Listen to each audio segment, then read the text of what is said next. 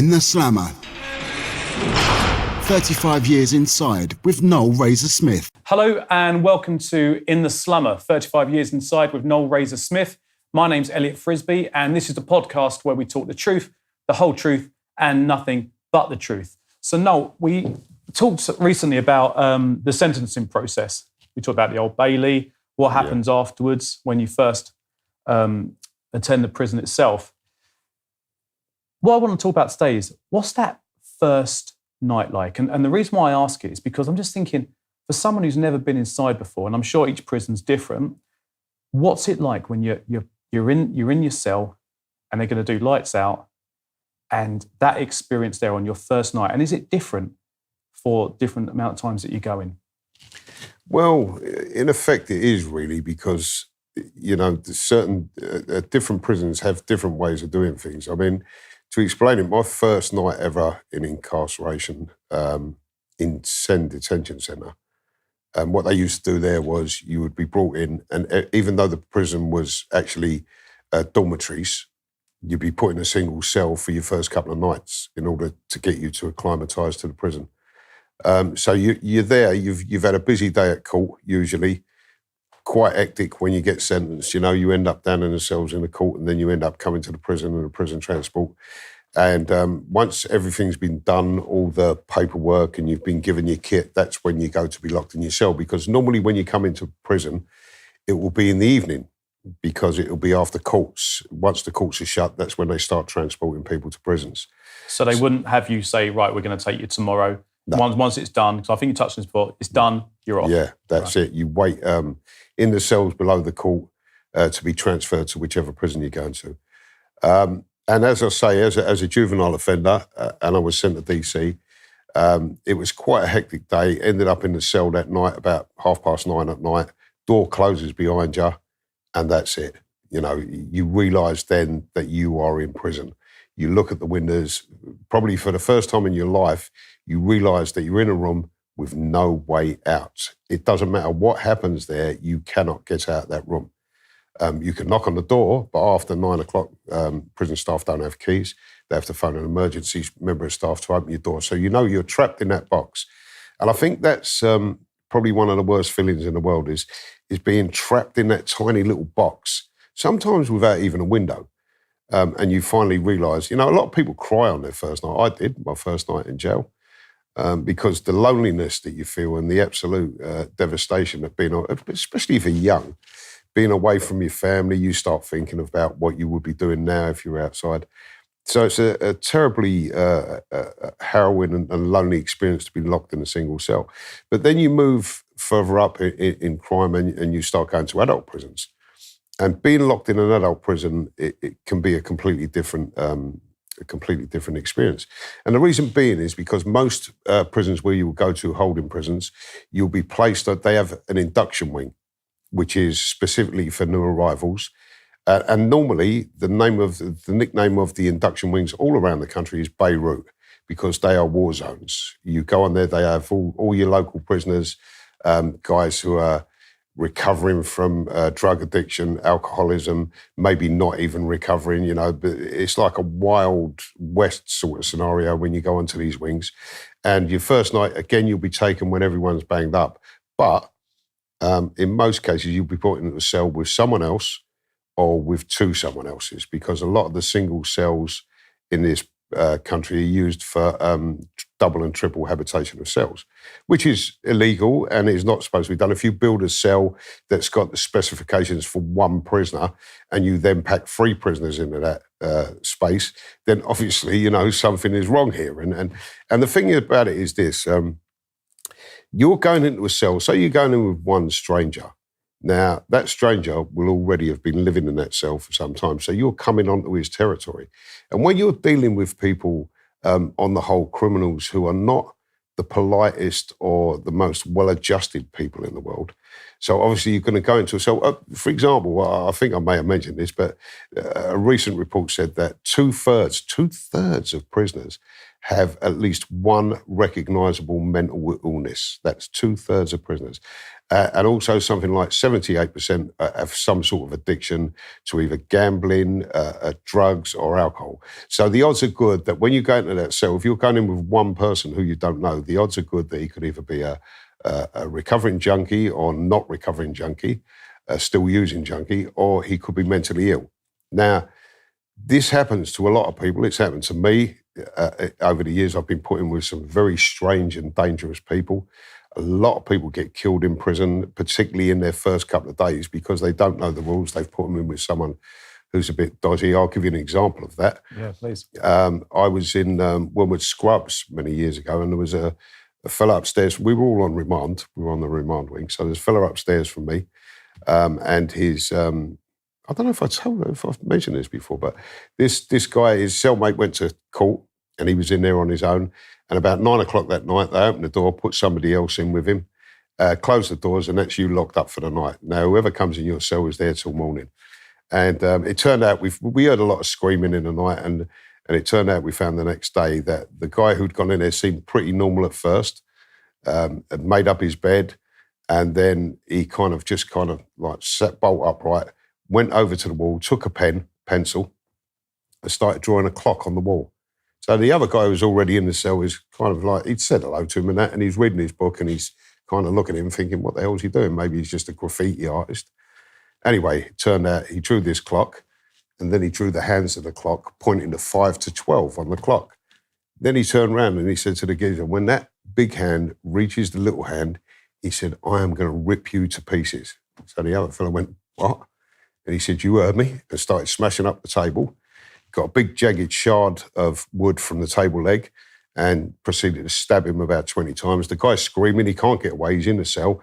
He's pulled himself under the bed, the guy's still stabbing him, but under the bed is no hideout. He's got his plastic piss pot in front of him trying to hold this guy off.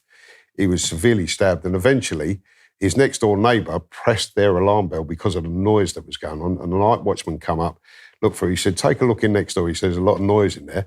The night watchman opened the hatch, see the guy standing there. Now the fella's told him, if you say anything, I will cut your throat. He's already been stabbed 20 times. So when the night watchman said, is everything okay in there? He had to say yes. Night watchman goes off. 10 minutes later, he's getting another beating. And eventually the night watchman heard so much noise going on that he came back up, looked through and actually see the blood in the cell for the first time, turned the light on, and went, don't move. And with that, he had to go off to the gatehouse, phone someone else up to come with a key. By that time, the fella could have been dead. Yeah. You know, it was just lucky that the guy who was doing the assaults was absolutely mad as a hatter and he stopped. But how long does that take? So let's just say he's looked in, he's seen the blood, and he's like, right, I need to do something about this. You say he's got to go towards what you got the gatehouse? Yeah. So how long does that take to get someone up there to help that? Well, there's been some very well-documented cases of people who have died in prison from heart attacks and natural causes that had rang their bell at night and said, I think I'm having a heart attack. And then it's taken, say, another hour and a quarter for people to actually get in touch with the gatehouse, for someone with a key to come to check him, to call a doctor, and then to get an ambulance to take him and clear all the security checks, come into the prison to go to a hospital that was across the road. You know, it's incredible how long it takes. So really, when you're in that cell and the door is shut at night, at daytime it's a different matter. You can normally get a member of staff to answer your bell within half an hour in the daytime. Sometimes, some prisons they don't. Some prisons they turn the bells off because you've got to look at it from their point of view. People, when they're locked up, are forever ringing their bells. They're supposed to be for emergency only. If you're a screw and you're sitting down in the office and the bell rings 20 times in 2 hours, and every time you go up, it's someone asking for something trivial, like have you got a Rizla Gov, or what time is exercise? Pretty soon you're going to get annoyed with that. And when the next bell goes off, you're going to go, leave it. Yeah. But the next bell could be someone having an heart attack, and if he is, he's dead, or someone being severely assaulted. A bit like the boy who cried wolf. Really. Yeah, it is. Yeah. So I know we're going sort of moving away a bit, but I want to roll with this, if that's all right. Yeah. So what do you think, how do you think it could be improved? How do you think it could be better for like the safety of the inmates? Yeah. And that process of, look, serious problem here, needs to be taken serious, need to get a doctor here quicker. How do you think that could be improved? It could. I think it could be improved if the prison system and the people involved actually followed their own rules, but they don't. You're doing a job for a long time. You're going to cut corners. If you had a single prisoner in every single prison cell that was designed for one person, instead of having 2 or 3, you would cut down on your amounts of incidents immediately. Imagine you're in a cell the size of the average family bathroom, which is the size of a cell, with 2 other people living there, absolutely living there, eating, using the toilet. There's a toilet in the middle of the floor. If you want to use the toilet, you have to ask your cellmates to turn to the wall to be polite.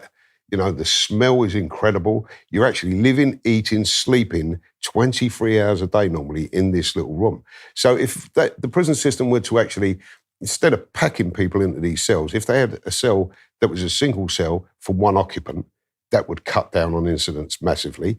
And also, if they actually followed their own rules and answered the bells immediately, but then you've got the point that I just made, that the bells are supposed to be emergency bells, but a lot of prisoners, because they have no sense of responsibility, they don't use them as emergency bells. What they use them for is anything they want. So if they've run out of a light, they will press the bell. If they want to know what time the library's open, instead of waiting until the door opens, they'll press the bell. So you've got a balance there. I think there should be 2 bells in each cell. This was one of my ideas many years ago. One, an absolute emergency bell, and if you ring it, it better be an emergency, and if it isn't, you can be nicked and put in solitary confinement for it. That's how important it is. Another bell as just a call bell when you've got a query. Yeah, I can see that working because, saying the first thing you think, 2 bells, more pranked about. But if there's a consequence for using that bell. That's, yeah. Okay, I see that. So you mentioned, here's the thing that pops into my head. So you mentioned that it's illegal to have more people than, say, the one in the one cell, right? But considering that it's the legal system and like it's the prison, it's the the police, the prison wardens, the judge, the whole thing there. How does that get dealt with if something illegal is going on and it's happening in prison? It's kind of an anomaly that probably the biggest lawbreakers are the criminal justice system. I mean, that's a fact. You've only got to look at how many well-publicised miscarriages of justice cases we've had. They're still going on today, where people who are supposed to be upholding the law or following the rules have cut corners or they've decided they don't want to do it. So you can imagine the prison system is quite infamous, and I'm not sure how true this is, but there was always talk of, in the 70s, 80s and 90s, that the prison system had to pay large fines to Europe, to the European Court of Human Rights every year for using certain things in this country that are banned by the European Court of Human Rights, such as razor wire. Outside every prison, on every wall and fence, there will be what you call razor wire, which is actually illegal under EU law and is banned. Right. And what they do is the prison system pay a fine every year for using that. They say, well, we're using it and we'll just pay the fine. And they also rename it every few years. So it's no longer called razor wire. At one stage it was called S-wire. At another stage it was called T-wire. So they know all the ways around it. So they change the parameters of what it actually is when actually it's the same thing. And it's the same for overcrowding. They pay out fines for overcrowding. They know overcrowding. I mean, it's quite obvious that if you overcrowd a prison, that is going to lead to trouble. Yeah. And yet, almost every prison in this country is overcrowded. And the thing about it is, the people who are there packing into prisons are not the people. If the general public sat down for a moment and you said to them, look, we want to jail more criminals, they would probably say, yes, I agree with that. But what they actually mean when they say we want to jail more criminals is not we want to jail more criminals who are seriously dangerous to your health and your livelihood. We want to jail more people for shoplifting, who are casual junkies, for not paying their council tax, not paying their TV licence. We want to jail more people for driving offences. We want to jail more people for theft. It's crimes that, yes, are a nuisance and yes, they're wrong, but they're hardly a threat to society or a threat to anybody's life and limb. So, in my opinion, I believe I've said it many times, in my opinion, the prison system of this country, the amount of people that needs to be in it is probably around 5,000, 5,000 to 6,000 who are seriously dangerous people who would damage the public if they're out. That's terrorists, murderers, serious child sex offenders, rapists. But there's 85,000 people in our prisons. Why is that? They're not all dangerous and serious offenders. They're not.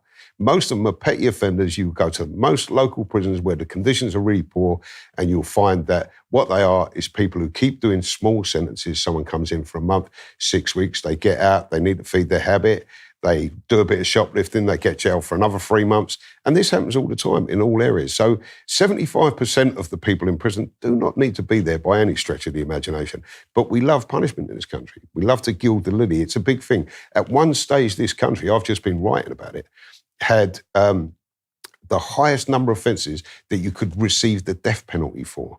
It was called the bloody assizes, the bloody How many were there? There was something like 182 to 220 at one time.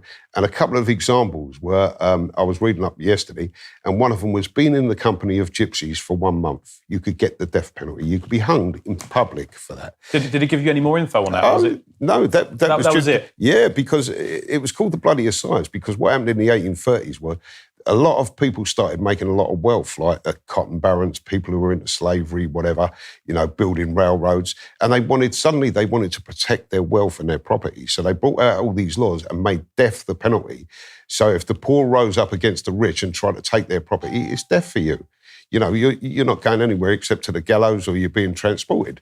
And another one of the, this really amazed me, one of the charges for which you could be publicly executed was the showing of malice in a child aged 7 to 14. So a child of 7 could be hung publicly for showing malice. How mad is that? How crazy was this country? When you think about, we only actually abolished the death penalty for good here in 1998.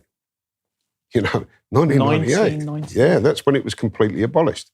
So when was the last? The last ones actually in this country were 1964, but the death penalty was still on the books in Wandsworth Prison, where I was. And I have to tell you, I spent a lot of time in Wandsworth Prison block, and my cell was next to the execution cell. Oh, man. And they had a working gallows in Wandsworth, and it had to be tested every 6 months because there was still a death penalty on the statute books, and they only stopped that in, I think it was 1996. And now that gallows is in a prison museum. Do you know, I want to push this further, but we're going to talk about that another time. So do you know what I love talking about? Do you know why I love talking to you? Yeah. Is that I ask you a question, we start talking about one thing, and then we go off in a completely different direction for the rest of the podcast. But the information's just fantastic. And what you've actually done here is you've just triggered me off for a load more conversation. Good. So what I want to do is let's wrap this one up.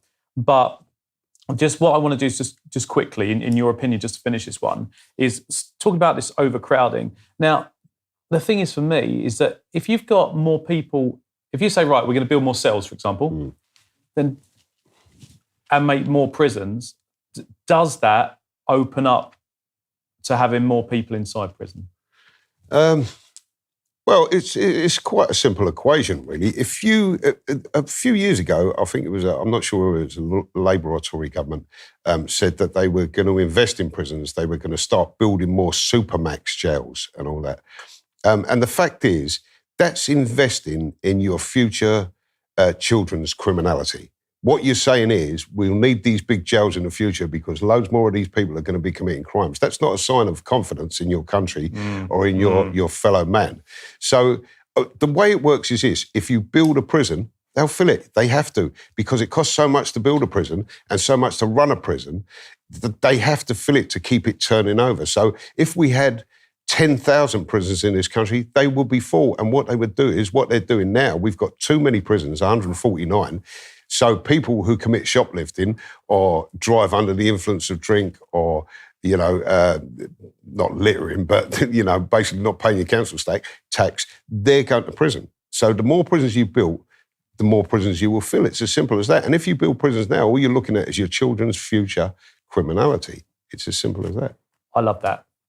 Do you know what? Let's explore that in another podcast. Yeah. Let's talk that further, because that's a big thing. I can tell you're quite passionate about it as well. Yeah. But that makes complete sense. And I think as well, when you start talking about bringing about your children's future, that's when it puts stuff into reality, doesn't it, as well? It is, though. You think about it. If you build they wanted to build these supermax prisons with 2,500 prisoners in. I mean, Wandsworth Prison holds over 1,700 now. Overcrowded, it's only supposed to have 800. So if you're building a 2,500 max prison, imagine that, 2,500 prisoners. And you will have to fill that to get your money back from building it, which costs millions. Yeah. The only way of getting your money back is to sell it as a hotel, which nobody's going to buy, or you fill it and make it a working prison. But we'll definitely explore that further. So thanks for listening today. And if you've got a question for Noel, you can contact us at intheslammer@monkeynut.uk.com. That's intheslammer@monkeynut.uk.com. And if you're watching this on YouTube, leave a comment below, click share, give it a like, give it a thumbs up, and ask your questions down there. We'll do our best to get through them all. We can't promise all of them, but we'll do our best. Noel, thanks very much for your time. No problem. Thank you. You've been listening to In the Slammer with Noel Razor Smith, hosted by Elliott Frisby, music by Andrew Stamp, produced by Chris Byland, recorded at MonkeyNut Audiobooks. For more information, visit the In the Slammer Facebook page or visit monkeynutuk.com. If you have a question or want to contact Noel Razor Smith, then please email intheslammer@monkeynutuk.com.